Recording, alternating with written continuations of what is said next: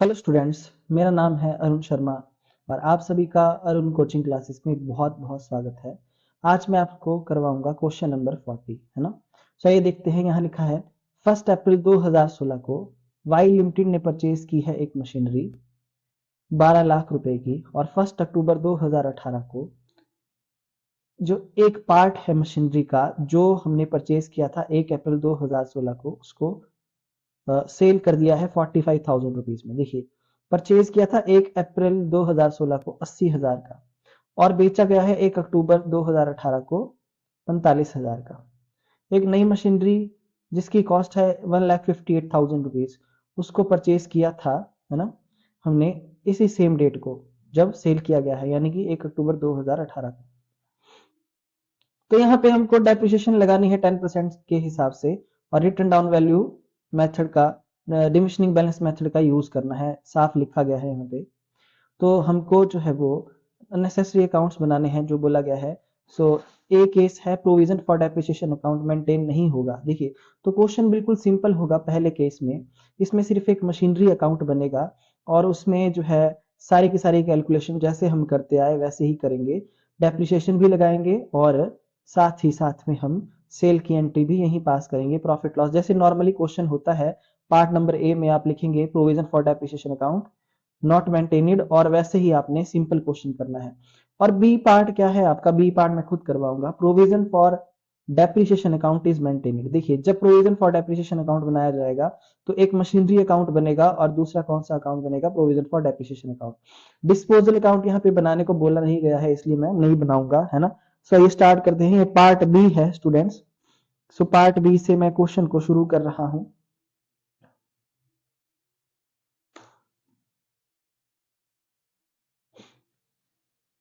सो यहाँ लिखा है 1 अप्रैल 2016 को मशीनरी को खरीदा गया है।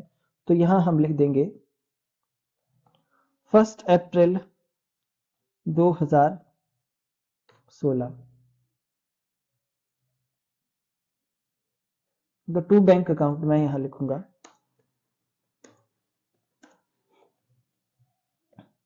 और कॉस्ट कितनी है? 12 लाख रुपए की।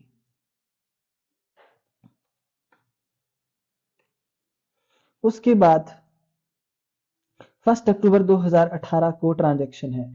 सो स्टूडेंट्स, यहाँ पे provision for depreciation account maintain करेंगे तो डेप्रिसिएशन की एंट्री यहाँ पे रिकॉर्ड नहीं होगी। तो यहाँ पे हम 31 मार्च को 2017 को लिख देंगे by balance carry down 12 lakh.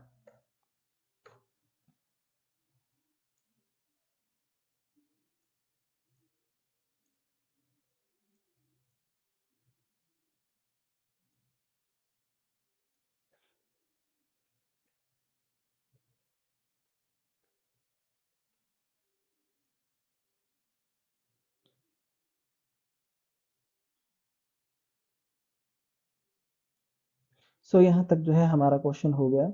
उसके बाद नेक्स्ट 1 अप्रैल 17 को हम लिखेंगे टू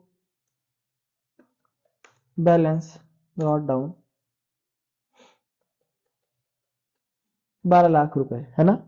आप देख सकते हैं ट्रांजैक्शन 1 अक्टूबर 2018 की है, यानी कि नेक्स्ट ईयर की। तो मशीनरी का जो बैलेंस है 31 मार्च 18 को हमारे पास यही आएगा जो यहाँ पे लिखा गया है। 2 साल तक जो है मशीनरी का बैलेंस यही रहेगा। स्टूडेंट्स, यहाँ पे जो है वो डेप्रिसिएशन नहीं लगाई जाएगी।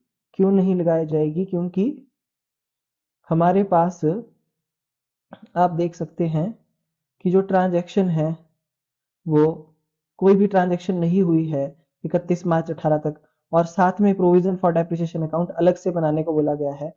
तो यहाँ पे डेप्रिसिएशन को रिकॉर्ड किया जाएगा, है ना। तो देखिए, पहले मैं यहाँ पे मशीनरी अकाउंट बना लूंगा, उसके बाद साथ साथ में हम करेंगे। पहले मशीनरी अकाउंट आपको यहाँ तक समझ में आ गया होगा। यहाँ लिखेंगे 1 अप्रैल 18 को हमारे पास यही अमाउंट आ जाएगा,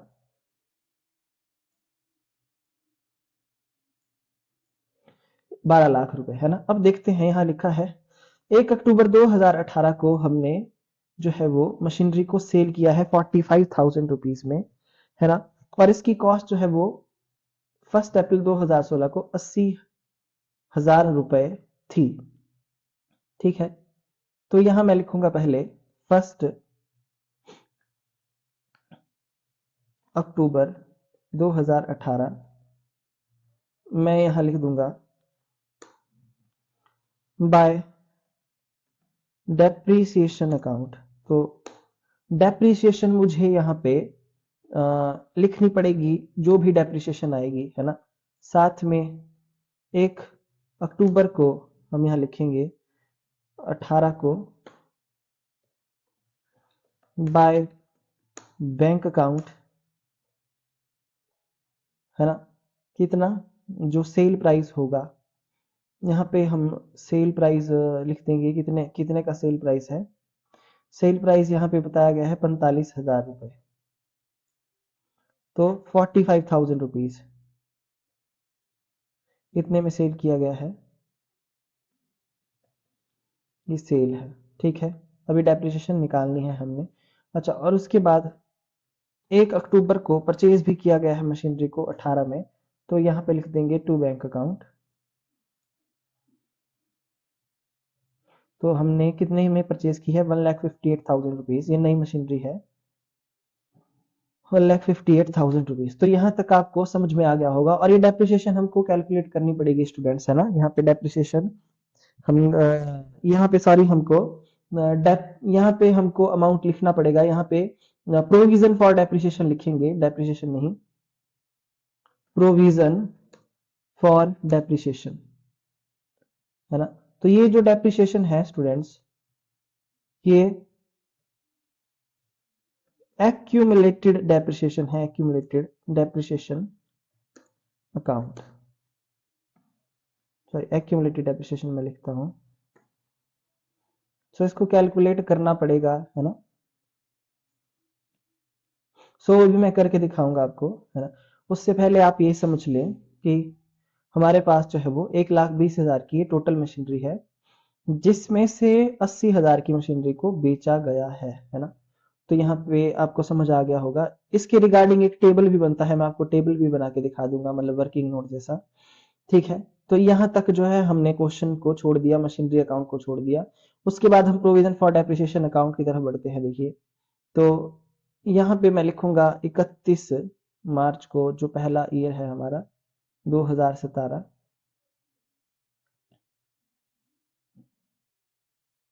बाय डेप्रीसिएशन अकाउंट। और डेप्रीसिएशन जो लगाई जाएगी वो 12 लाख पे होगी। 12 लाख मल्टीप्लाई बाय कितना परसेंट है डेप्रिसिएशन का रेट, यहाँ पे 10%।1,20,000।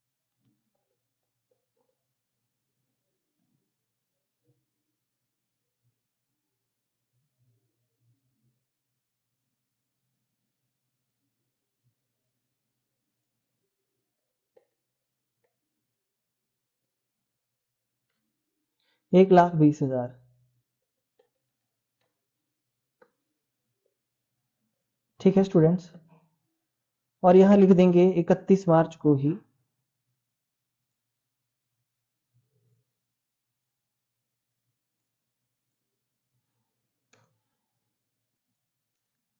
To balance carry down 1,20,000।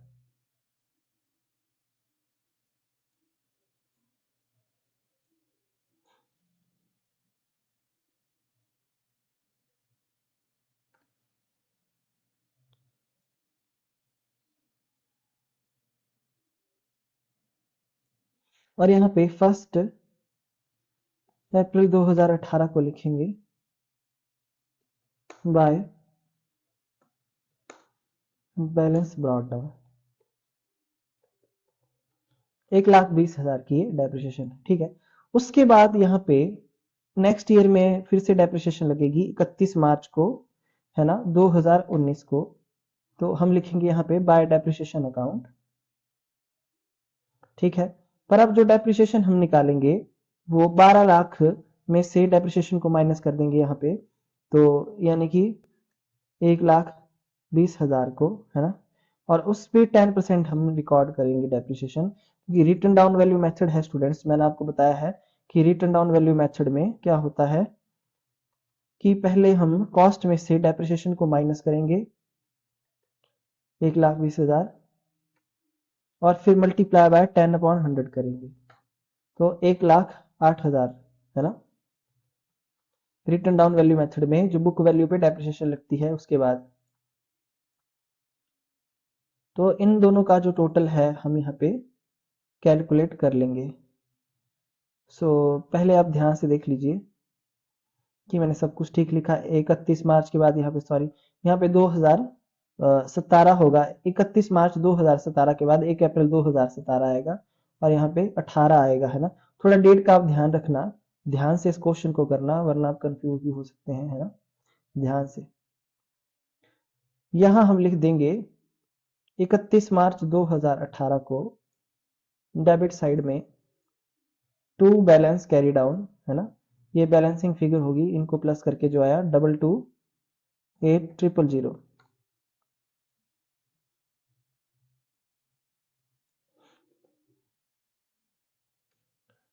I hope आपको इतना समझ में आ गया होगा।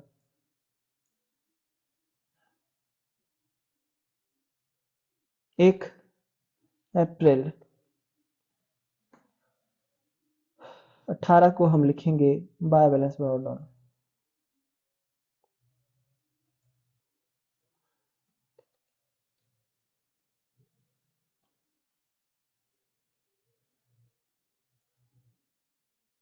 तो 1 अप्रैल 2018 को बाय बैलेंस ब्रॉड डाउन हमने लिखा 2,28,000 रुपए। यहां तक आपको समझ में आ गया होगा, है ना, कि मैंने कैसे निकाला है ना। तो आप देख सकते हैं, अब मैं यहाँ पे डेप्रिसिएशन लगाऊंगा। देखिए, तो डेप्रिसिएशन आएगी 1 अक्टूबर 2018 की,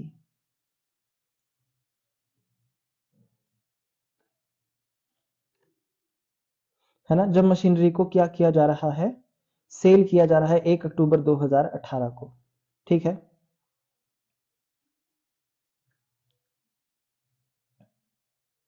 तो आप देख सकते हैं क्वेश्चन में 1 अक्टूबर 2018 को सेल कर रहे हैं।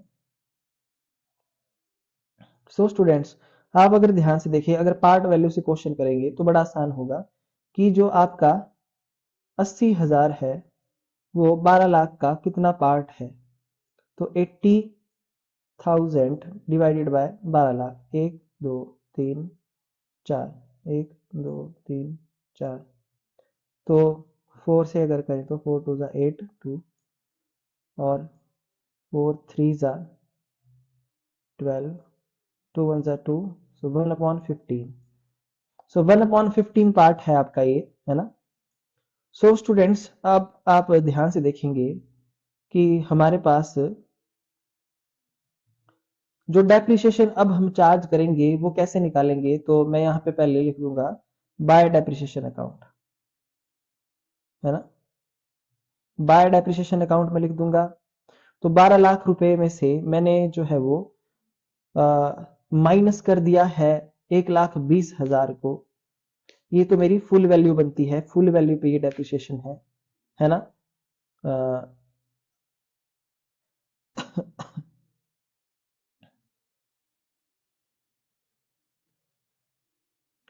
अगर आप ध्यान से देखें तो यहाँ पे हमारे पास 80,000 की वैल्यू है 1 अप्रैल 2016 को। तो और मेरे को यहाँ पे सिर्फ वो वैल्यू चाहिए, सोल्ड मशीनरी की डेप्रिसिएशन मुझे निकालनी है 1 अक्टूबर 2018 को क्या बनती है, बस मुझे वो निकालनी है यहाँ पे और उसको यहाँ पे लिख देना है ना। और अप्रैल मई जून जुलाई अगस्त सितंबर, सितंबर तक जो आपके 6 मंथ बनते हैं, तो यहाँ पे मैं लिखूंगा मल्टीप्लाई बाय 6/12 और मल्टीप्लाई बाय 10/100। पर 6 मंथ जो है वो कितना अमाउंट में यहाँ पे लिखूं डेप्रिसिएशन को कैलकुलेट करने के लिए, वो मुझे निकालना पड़ेगा, है ना। तो अगर आप ध्यान से देखें कि 80,000 की वैल्यू जो है इसकी है 1 अप्रैल 2016 को, ठीक है। फिर उसके बाद हमने 20% की अगर डेप्रिसिएशन निकालते हैं स्टूडेंट्स, है ना, तो 20% की जो डेप्रिसिएशन के हिसाब से हमारे पास जो डेप्रिसिएशन आएगी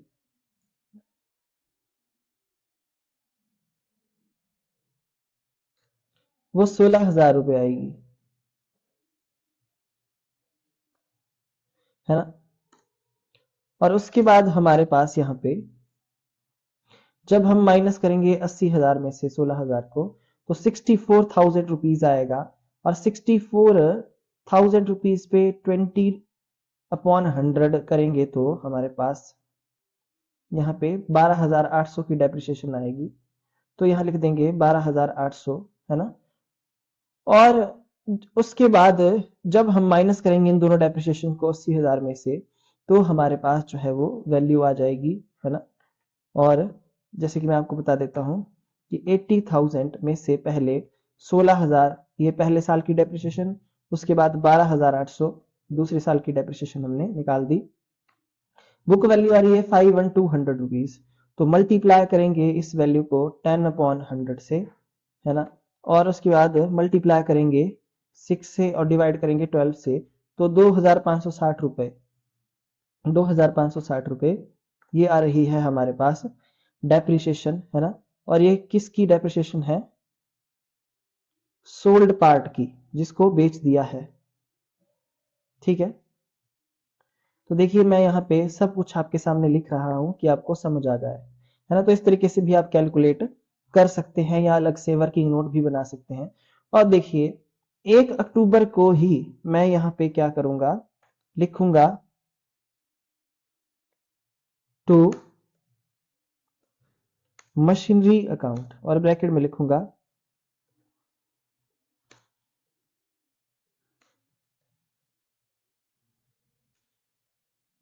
एक्यूमुलेटेड डेप्रिसिएशन, है ना। ये एक्यूमुलेटेड डेप्रिसिएशन किसकी है? ये एक्यूमुलेटेड डेप्रिसिएशन है यहाँ पे हमारे पास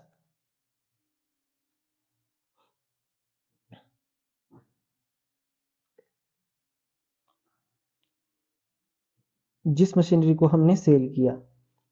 तो एक्यूमुलेटेड डेप्रिसिएशन कैसे आएगी? 16,000 हमने फर्स्ट ईयर में निकाली है, दूसरे ईयर में 12,800, है ना। और तीसरे ईयर में 2560 निकाली है डेप्रिसिएशन, ठीक है।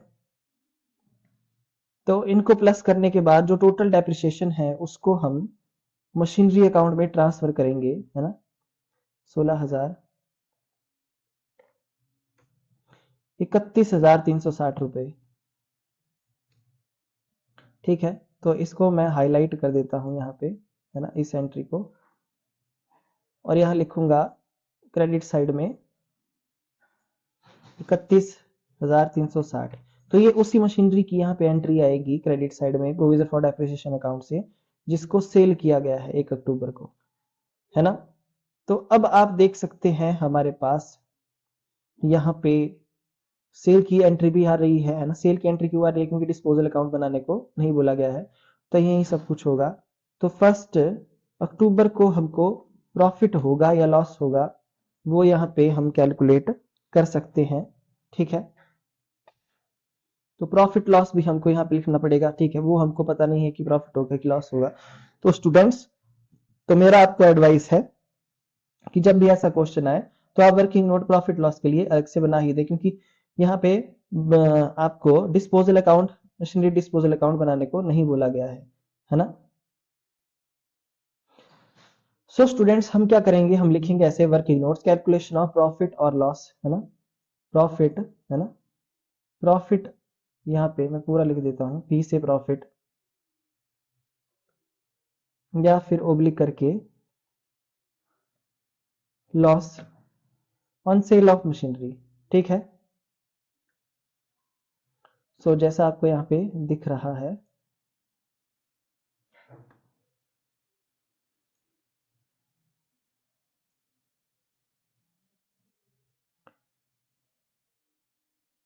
सो ये फॉर्मेट है स्टूडेंट्स, है ना। तो यहां हम लिख देंगे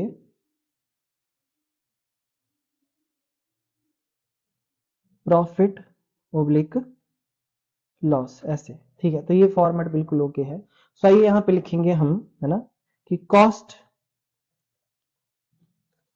cost price of machinery on 1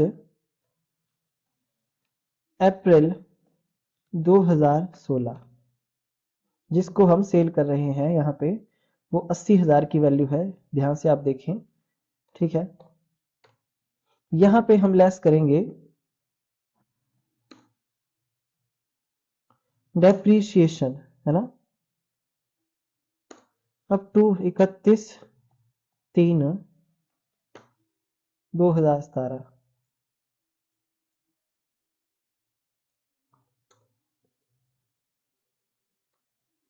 80,000 multiply by 10/100।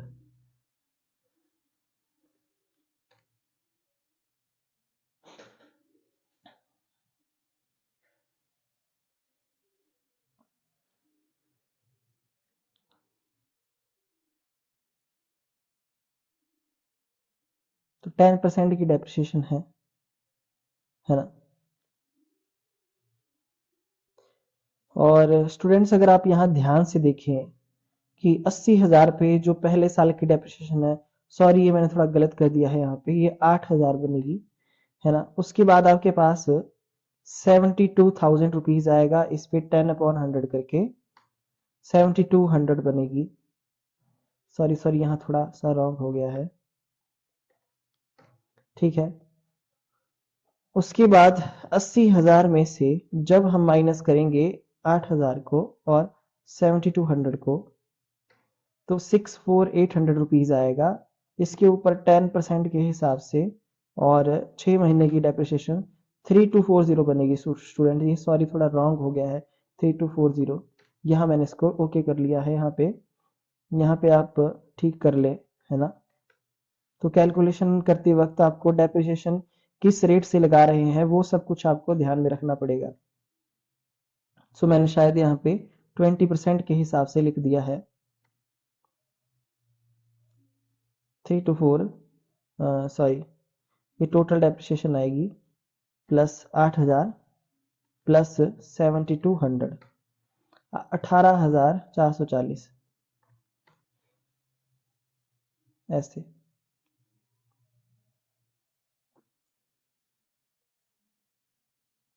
तो अब ठीक है, अब ठीक है। अब नीचे वैसे भी हमारा चेक हो जाएगा। देखिए यहाँ पे डेप्रिसिएशन माइनस होगी 8,000, है ना। तो हमारे पास आएगा 72,000 रुपीज। ये बुक वैल्यू है हमारी। बुक वैल्यू ऑन, मैं लिख दूंगा 1 अप्रैल 2017 को, है ना। डेप्रिसिएशन लगाने के बाद इतनी मेरे पास बन रही है ये वैल्यू 72,000 की। इसमें से लेस होगी डेप्रिसिएशन, है ना, वो भी 10% ही कैलकुलेट होगी। और वो कैलकुलेट होगी कितने पे, 72,000 रुपीज पे, क्योंकि डिमिशनिंग बैलेंस मेथड है। और वो आ जाएगी यहाँ पे 7200, है ना। सो 72,000, 7200, 64,800, ठीक है। तो ये बुक वैल्यू मेरे पास अब यहाँ पे मैं लिख दूंगा। और ये बुक वैल्यू है 1 अप्रैल 2018 की। इस तरीके से लेस करेंगे डेप्रिसिएशन को अप टू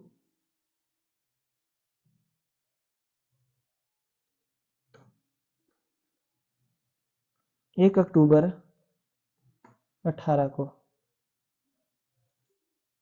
है ना।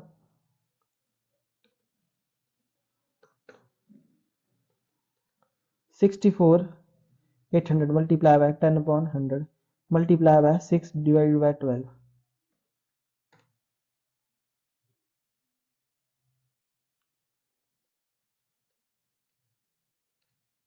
3240।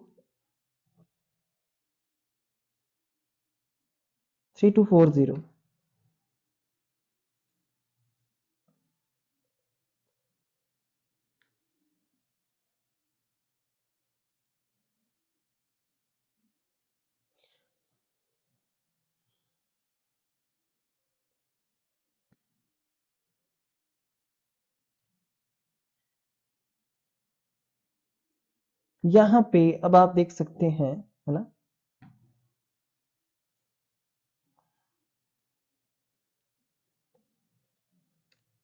61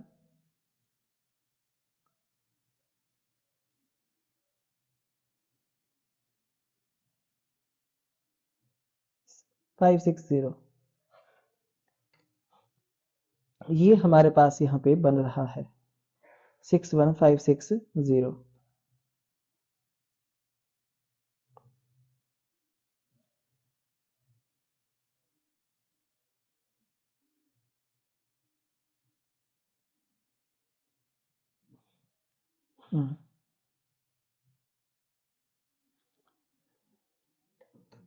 तो ये जो बुक वैल्यू हमारे पास आ रही है स्टूडेंट्स, तो जब हमने डेप्रिसिएशन को लेस किया उस डेट की, एक अक्टूबर 2018 की ये हमारे पास बुक वैल्यू आ रही है ना, जिस डेट को हम मशीनरी को सेल कर रहे हैं। अब सेल वैल्यू क्या है आप देख सकते हैं, सेल वैल्यू यहाँ पे 45,000 है ना, जबकि हमारे पास यहाँ पे बुक वैल्यू ज्यादा है, तो हम कर देंगे यहाँ पे डायरेक्ट ही लेस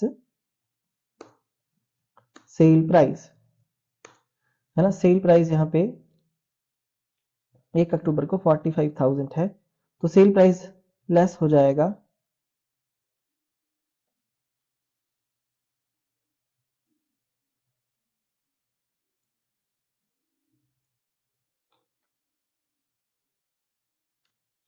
16,560 रुपए।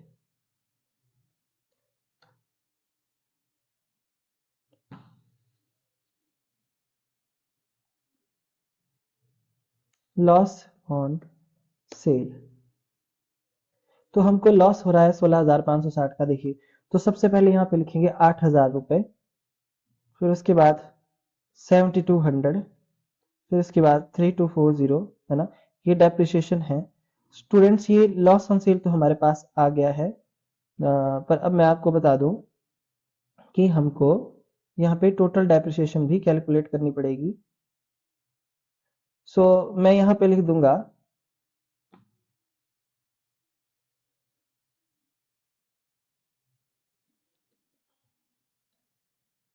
टोटल डेप्रिसिएशन, है ना। सो टोटल डेप्रिसिएशन जो है इस वाले कॉलम से हम कैलकुलेट कर लेंगे स्टूडेंट्स। सो तभी मैंने आपको कहा था कि अगर आप यहाँ से बना के करेंगे तो आपको ज़्यादा समझ आएगा, है ना। तो ये वर्किंग नोट आप बना ही लेना, तो आपको मतलब ये काम आएगा, ठीक है। तो टोटल डेप्रिसिएशन आ रही है 18,440 रुपए, है ना, और हमारा लॉस आ रहा है इतना। तो ये जो लॉस है इसको मैं क्रेडिट साइड में रिकॉर्ड करूंगा मशीनरी अकाउंट में। देखिए जैसे कि मैं करता हूँ, यहाँ मैं लिखूंगा बाय स्टेटमेंट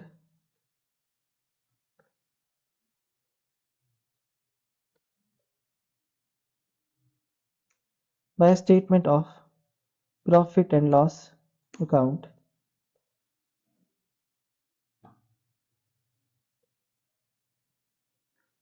और हमारा लॉस यहाँ पे कितना आया है 16,560,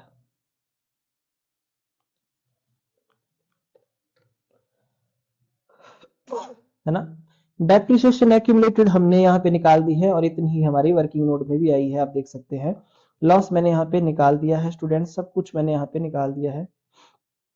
आई होप आपको इतना समझ में आ गया होगा, है ना।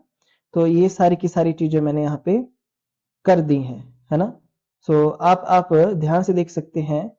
सो 16,560 रुपए हमारा लॉस है, और 16,560 रुपए हमारा यहाँ पे लॉस है ना। तो मशीनरी अकाउंट का जो बैलेंस है वो बी पार्ट में आप देख सकते हैं, लॉस तो ठीक आया है।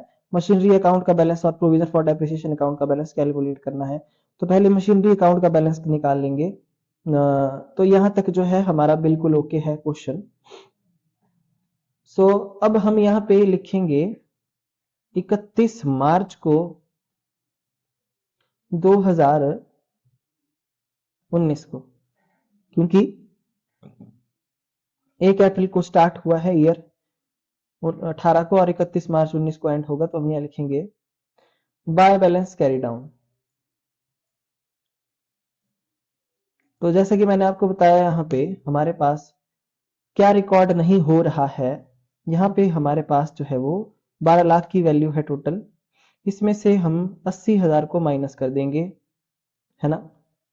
ये मशीनरी क्योंकि हमने बेच दी है, तो हमारे पास यहाँ पे कितना बचता है, 12 लाख माइनस 80,000, 11,20,000 रुपए।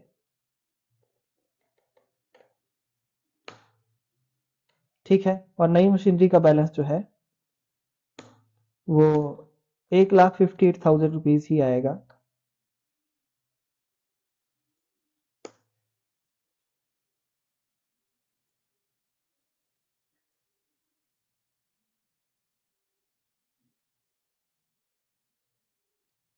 $12,78,000।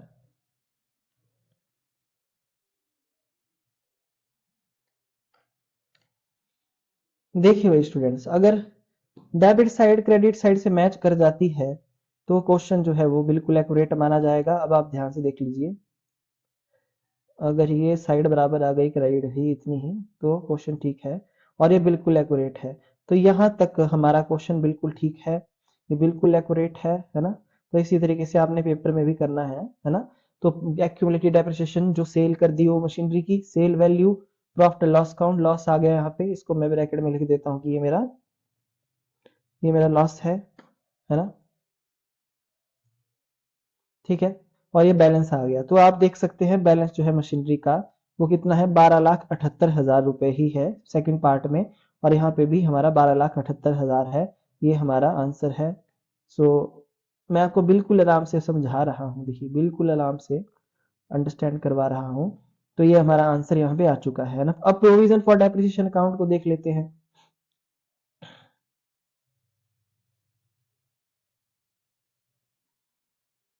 देखिए प्रोविजन फॉर डेप्रिसिएशन अकाउंट, तो आप जैसा कि यहाँ पे देख सकते हैं, हमारा हमने यहाँ तक जो है बैलेंस ब्रॉट डाउन कर दिया था, और जो मशीनरी हमने सेल की थी उसकी डेप्रिसिएशन भी यहाँ लिख दी थी, और उसकी टोटल एक्यूमुलेटेड डेप्रिसिएशन को मशीनरी अकाउंट में ट्रांसफर कर दिया था, है ना। अब हम क्या करेंगे, अब 31 मार्च को 2019 को यहाँ पे लिखेंगे बाय डेप्रिसिएशन अकाउंट,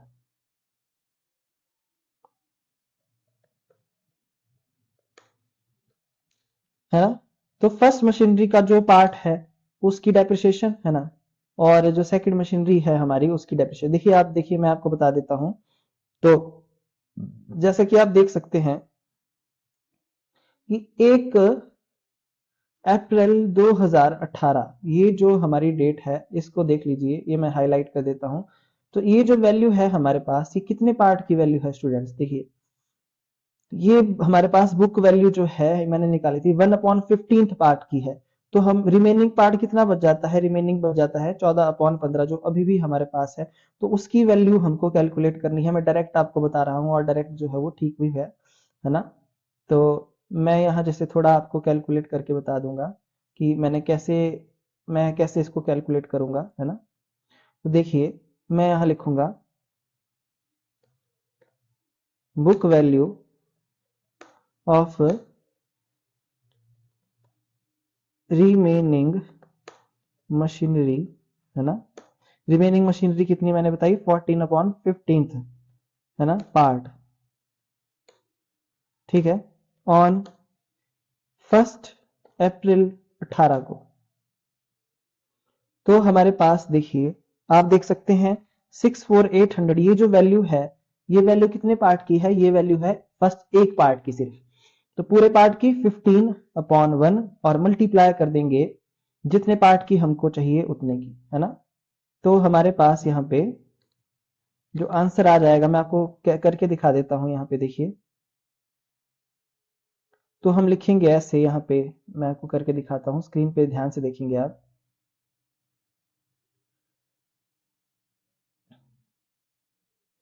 64,800, है ना, 64,800 multiply by 15 divided by 1 multiply by 14 divided by 15।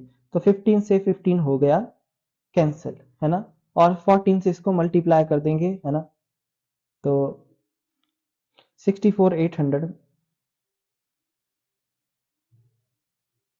Multiply by 14, तो 9,07,200, 9,07,200 ये वैल्यू जो आ रही है, ये रिमेनिंग मशीनरी की जो बुक वैल्यू है 14/15 पार्ट जो हमारे पास बच चुका है, उसकी बुक वैल्यू कब है, ये 1/4/18 की। तो ये अभी तक हमने जो है वो हमारे पास ही है स्टूडेंट्स। और आप ध्यान से देख सकते हैं, अब मैं इसके ऊपर डेप्रिसिएशन लगाऊंगा, किसके ऊपर, यहाँ पे 9,07,200 के ऊपर मल्टीप्लाई बाय 10/100 पूरे साल की, है ना। तो इस तरीके से इस क्वेश्चन को करेंगे, क्योंकि ये रिमेनिंग पार्ट है, ये बेचा नहीं गया है, और रिमेनिंग पार्ट की डेप्रिसिएशन 31 मार्च 2019 को पूरे साल की आएगी। तो मल्टीप्लाई बाय 10/100, 90,720।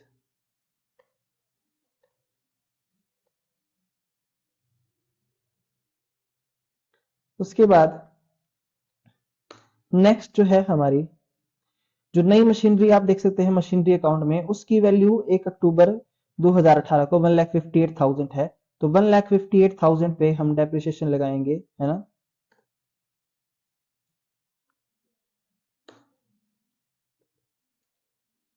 मल्टीप्लाई बाय 10/100 और मल्टीप्लाई बाय अक्टूबर, नवंबर, दिसंबर, जनवरी, फरवरी, मार्च, 6 महीने की, तो 6/12, इस तरीके से देखिए ऐसे।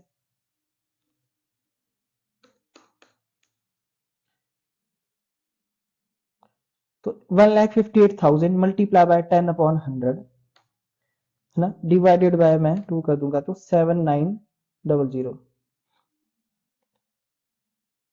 ठीक है।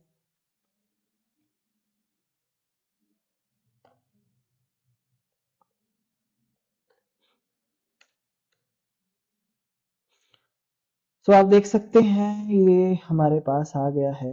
और अब हम टोटल कर लेंगे, 90720, 98620, है ना। और यहाँ पे अब इसका टोटल कर देंगे हम क्रेडिट साइड का, प्रोविजन फॉर डेप्रिसिएशन अकाउंट का, तो वो हमारे पास इतना है।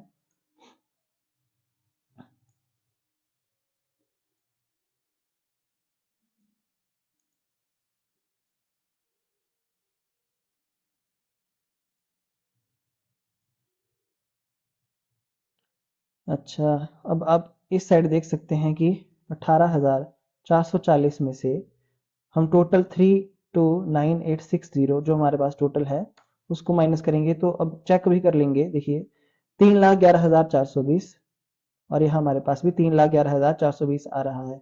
तो यहाँ हम लिखेंगे 3,11,420, है ना, और इन दोनों का टोटल कर देंगे। देखिए ध्यान से स्क्रीन को, तो टोटल मैच हो गया है, क्वेश्चन बिल्कुल ठीक है, आंसर बिल्कुल ठीक हमारा आ गया है ना। तो यहाँ पे मैं लिख दूंगा 31 मार्च को 19 को to balance carry down balancing figure.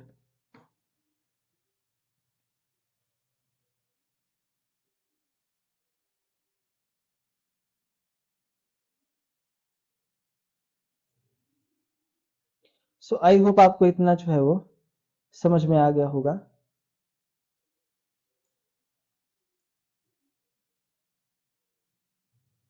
Students ध्यान से आप देखिए,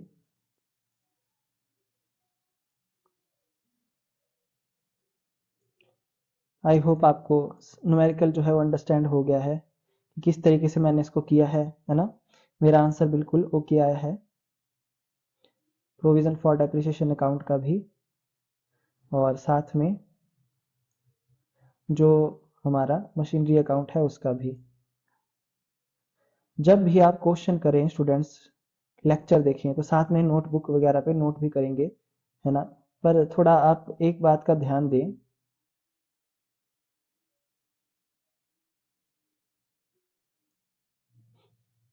कि जब भी आप क्वेश्चन करें तो वीडियो को 3-4 बार पहले देख लें, उसके बाद ही आप क्वेश्चन करें, है ना।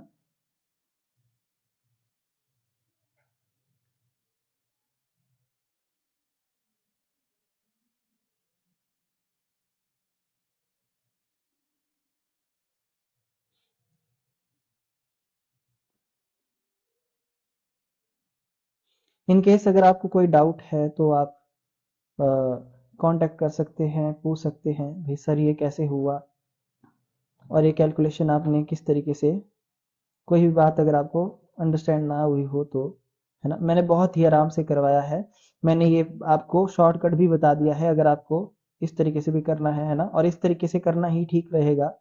रिमेनिंग मशीनरी की बुक वैल्यू को फाइंड आउट करना और उस पर डेप्रिसिएशन लगाना, एक्यूमुलेटेड डेप्रिसिएशन भी कैसे आएगी उसका भी मैंने वर्किंग नोट यहाँ पे बना दिया है, और इस नोट्स को बना के ही आपको क्वेश्चन करना चाहिए। तो हमारे सारे आंसर बिल्कुल ठीक आ चुके हैं, है ना। दो ही अकाउंट इसमें बनने थे स्टूडेंट्स, ये था क्वेश्चन नंबर 40।